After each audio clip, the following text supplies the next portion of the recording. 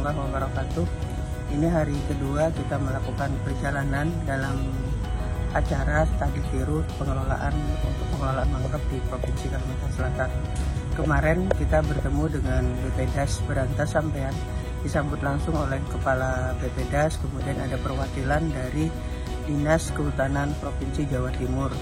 Kemudian di sana dijelaskan bahwa bagaimana pengelolaan mangrove di Jawa Timur, antara lain yang akan kita kunjungi pada hari ini, hari kedua, itu ada di kelompok tani hutan di Probolinggo dan Pasuruan.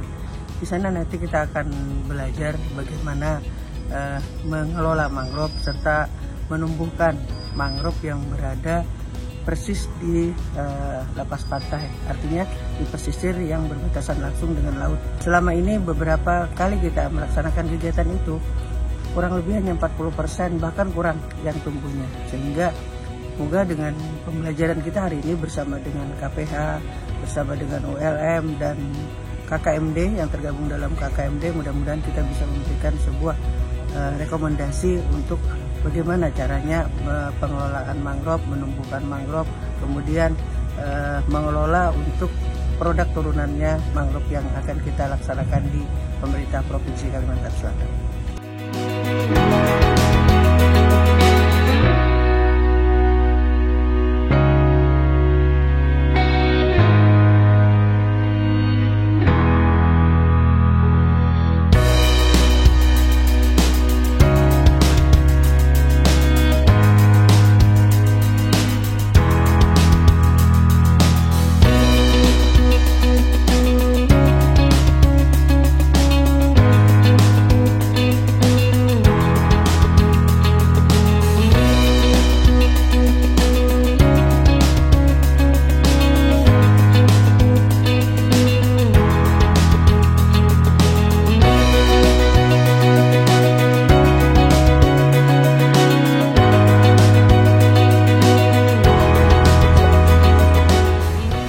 Tegang semua nih.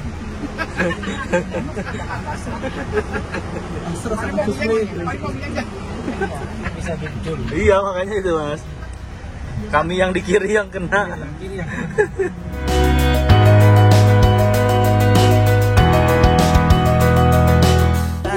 Sampai ke sini Pak. Basah. Nggak apa-apa Pak, nggak apa-apa. Iya, Biasa. Oh ya, buat apa? Menengah.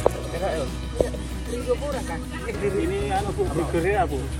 Bruguiera Kimorisa Bu. Masih pakai anjing juga loh Bu. Tapi dia kok tahan ya? Sampean. Keren. Berarti kalau begini nggak dilepas ya? Nggak usah, langsung Bu. Ayo, Siapa yang ayo.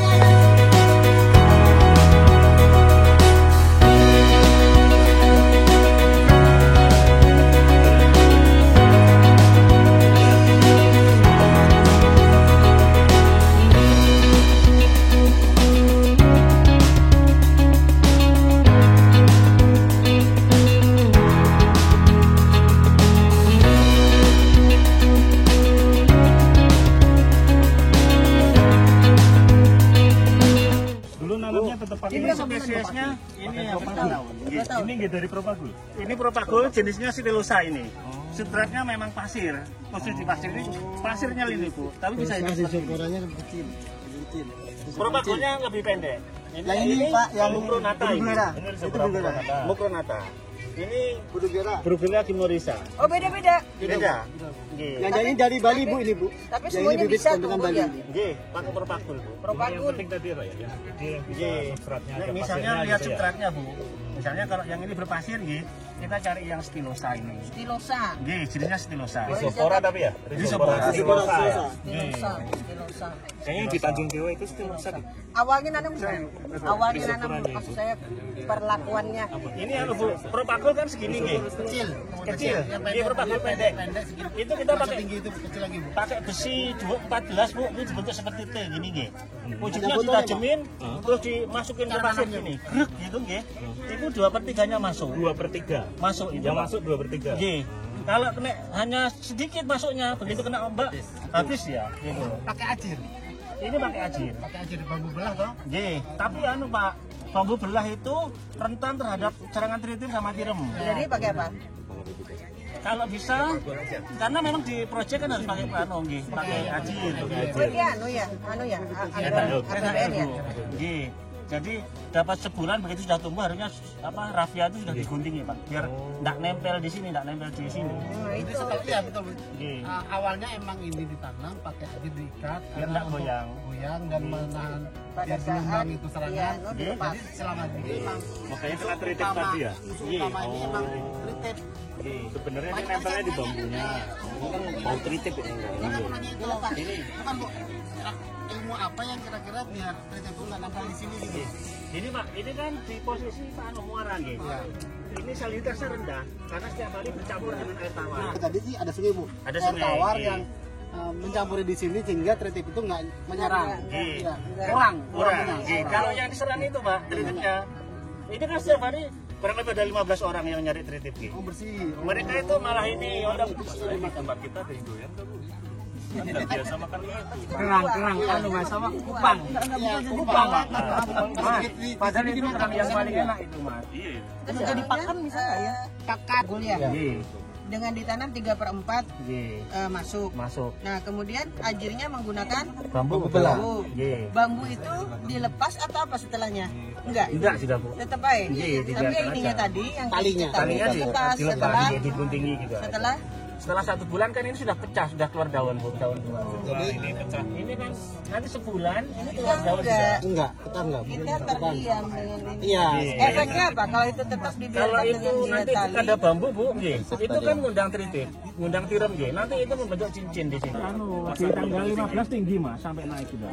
Kalau di 3/4 segini ujungnya. Iya, betul. Itu hanya keluar segini. Meskipun dengan gelombang besar itu tidak mungkin goyang tidak, karena tarik 2/3-nya masuk. Kalau yang segini 2/3 Bu. Kalau kita kan cara nanamnya tadi. Terus perlakuan Bu, yang perlakuan. Kalau misalnya tidak dari Propagul, misalnya bibit sudah jadi, Pak. Lebih Pengalaman kami, ya dari bibit undaannya itu gimana? dari Bali. banyak matinya. Lebih baik Propagul ya? Lebih baik Propagul. Satu, jadi pekerjaan lebih mudah, lebih cepat, lebih murah. Jadi dengan biaya yang sama, jadi kan dapat luasan yang lebih. Propagul itu setahu saya kalau di tempat kami kan, si bibitnya sendiri akan adaptasi dengan lingkungan. Adaptasi. Iya Bu. Jadi kalau yang datangnya kan bibit. Kadang-kadang kita nggak tahu nih di sana air tawar atau air asin. Jadi kalau sudah ini kalau di kita lokasinya yang seperti ini di mana? kalau berpasir di tempat kami pun ada Bu. Cuma bibitnya yang nggak ada.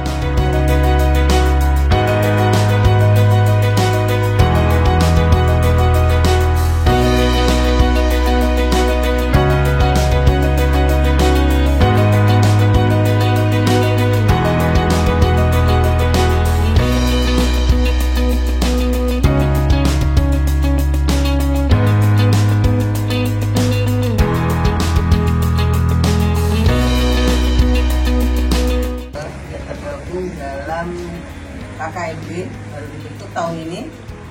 Nah, kita ada berbagai macam bidang ilmu, ada dari dinas LH, ada dinas PMD, kemudian kelautan perikanan, ada ULM lahan basah, kemudian BPD Sperito dan KPH.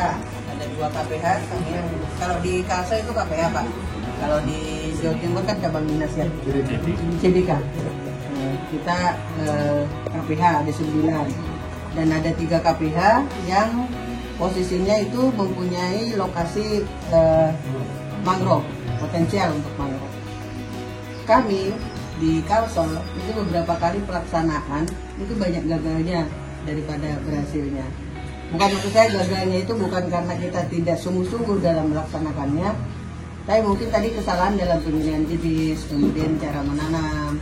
Nah kami kesini pengen belajar caranya itu gimana pada saat melakukan pemilihan jenis, kemudian cara nanam, terus pengelolaannya seperti apa, kelompok taninya itu seperti apa ininya dalam mengelolanya, terus nanti edukasi ke masyarakat.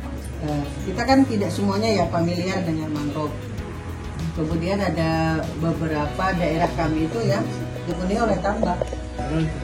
Bentuk udah dikeringkan atau gimana? Tehnya itu ya, daunnya dan mangrove yang terus itu yang dikeringkan itu.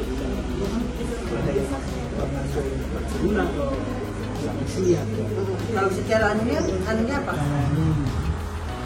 Oh, Pak, nggak sehat.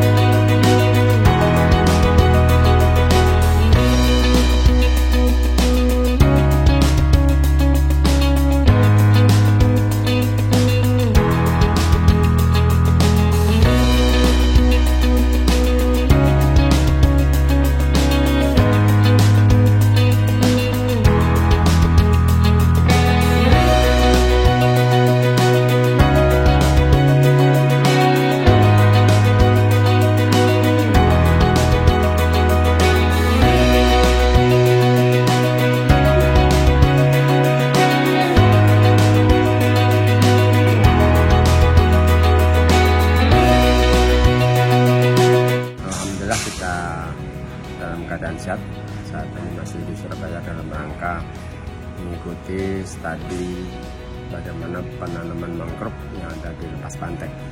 Dari awal yang telah kita laksanakan ternyata banyak terdapat beberapa teknis yang mungkin boleh dikatakan tidak pas lah, atau bukan salah 100%, tapi mungkin tidak pas dengan kegiatan penanaman mangrove. Di tempat kita di tanah laut ya, ada beberapa jenis pantai yang mungkin ada berlumpur dan ada berpasir. Ternyata jenis yang harus dipilih harus sesuai, kalau enggak akan gagal terus. Kemudian nanti setelah pelatihan ini kita akan coba di tempat kita bagaimana menerapkan ilmu yang telah dilakukan di Surabaya ini untuk kita jadikan penanaman di Demplot di Kabupaten Laut khususnya. Terima kasih, saya kira demikian. Sukses Disud, sukses KPH, sukses semuanya.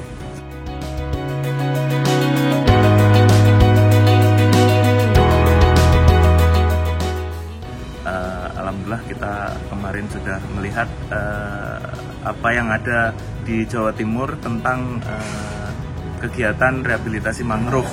Jadi kemarin juga sudah kita saksikan bersama.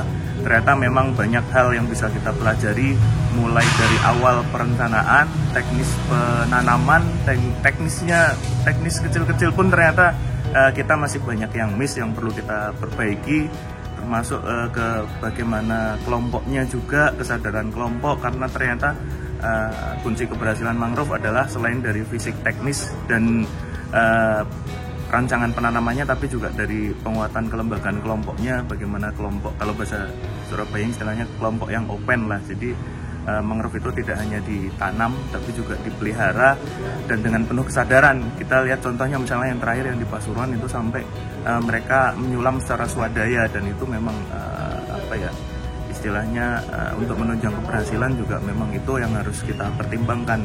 Nanti insya Allah setelah kembalinya kita ke Kalimantan Selatan, kita kembali akan berkoordinasi membahas hasil kegiatan 3 hari belakang ini, dan nanti kita akan menerapkan apa yang masih kurang di kita. Nanti bukan sepenuhnya kita tiru, kita aplikasikan, tapi ada beberapa yang mungkin perlu penyesuaian di fisik, karena tetap di Jawa dan di Kalimantan pasti ada yang disesuaikan. Mungkin demikian, Mas.